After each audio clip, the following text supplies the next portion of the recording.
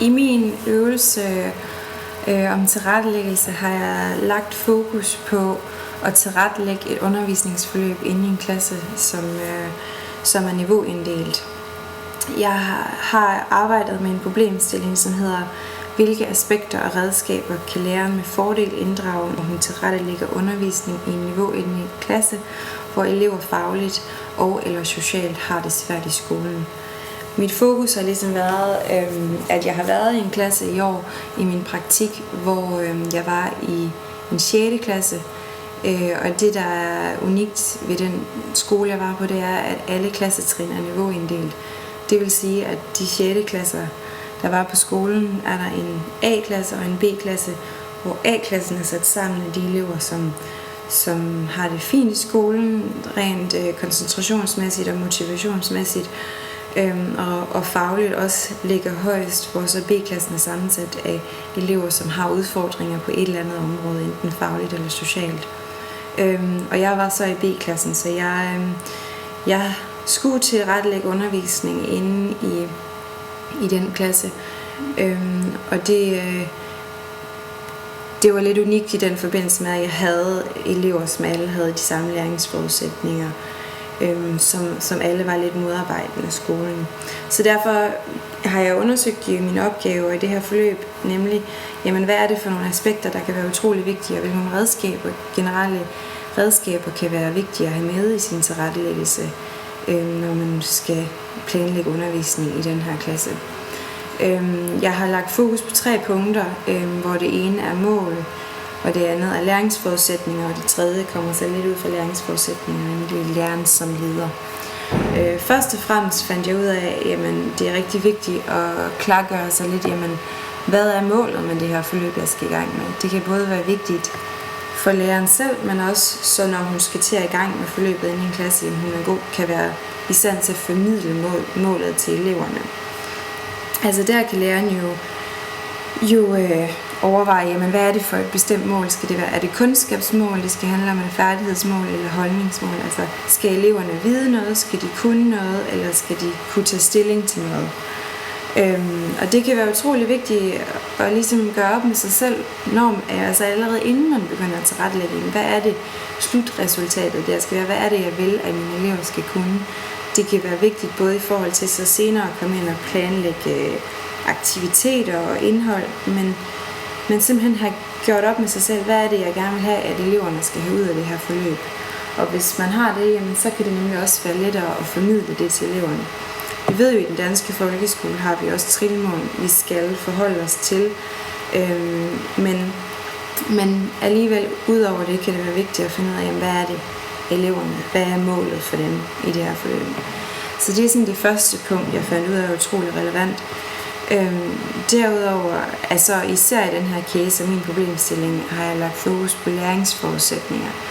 Her kan der både være snak om lærerens, men også elevernes, eller først og fremmest eleverne, men også lærerens, hvor vi jo ved, at eleverne kan jo være især have forskellige læringsforudsætninger. Det kan både være faglige og kulturelle og sociale og emotionelle, hvor eleverne ligesom hver især kommer med deres egne individuelle læringsforudsætninger, som er relevant for læreren ligesom at tænke ind i sin tilrettelæggelse. Jamen, hvad er det for nogle elever, jeg har med at gøre, og hvad er de i stand til, hvad kan de have udfordringer med, og ligesom derudfra tage hensyn til de læringsforudsætninger, når læreren tilrettelægger hvilke aktiviteter og hvad der ligesom skal komme ud af forløbet, hvordan de skal arbejde, hvem de skal arbejde med, hvordan det skal organiseres. Så det er ligesom utrolig vigtigt at tage hensyn til elevernes forskellige læringsforudsætninger. Og det er så også derfor, at lærerens læringsforudsætninger kommer ind, nemlig, jamen, er læreren fortrolig med sit fag? Har hun en god erfaring og en god kommunikationskompetence? Kan hun være i dialog med eleverne om, jamen hvad er det, der skal ske? Hvad skal vi lave i det her forløb? Og det er også der, at et begreb som differentiering kommer ind, som kan være utrolig aktuelt, nemlig er hun god til at differentiere, som jo i sådan en klasse her er utrolig vigtigt, fordi hun ligesom skal kunne være i stand til at tage hensyn til alle elevernes forskellige læringsforudsætninger i sine aktiviteter og i forløbet. Og derfor kommer det tredje punkt så også, som jeg har valgt at fremhæve, nemlig læreren som leder, hvor det handler utrolig meget om, at læreren hun skal være struktureret, og hun skal være god. Altså hvis hun ligesom sørger for i sin tilrettelæggelse at overveje, hvordan kan jeg agere, så jeg ligesom får formidlet et struktureret forløb til de her elever. Og det er forskellige ting, hun kan gøre i sin mimik, i sin måde at gå rundt på. Altså det er også der, hvor forskellige eksempler, som at have et regelsæt i klassen og sådan noget, kan være aktuelt. Og især i den her klasse, hvor eleverne kan have lidt udfordrende læringsforudsætninger, fordi de på en eller anden måde har det lidt svært i skolen. Så hvis læreren ligesom sådan sætter sig igennem som en god leder, jamen så kan det være lettere for eleverne ligesom også at forstå, hvor de hører til. Og i en klasse, hvor eleverne har det lidt svært, så er det vigtigt. Så det er virkelig et punkt, som kan være utrolig vigtigt at ligesom gøre sig nogle overvejelser som lærer i sin tilrettelæggelse.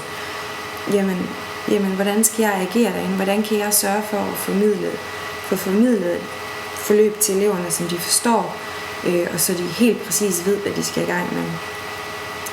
Så ud fra de her punkter vil jeg nok overordnet sige, at det jeg har fundet frem til, ud fra min problemstilling, det er, at det handler om at tilrettelægge et utroligt struktureret forløb, som er overskueligt for både lærer og for elever, og hvor læreren sørger for at tage hensyn til alle de forskellige læringsforudsætninger, som eleverne kommer med. Og det er der, det også er vigtigt, at hun har nogle gode læringsforudsætninger som lærer, og hun ligesom har erfaring og er god til sit fag. Så det handler om struktur og overskuelighed i sin tilrettelæggelse i et forløb i sådan en niveauinddelt klasse som den, jeg har været i.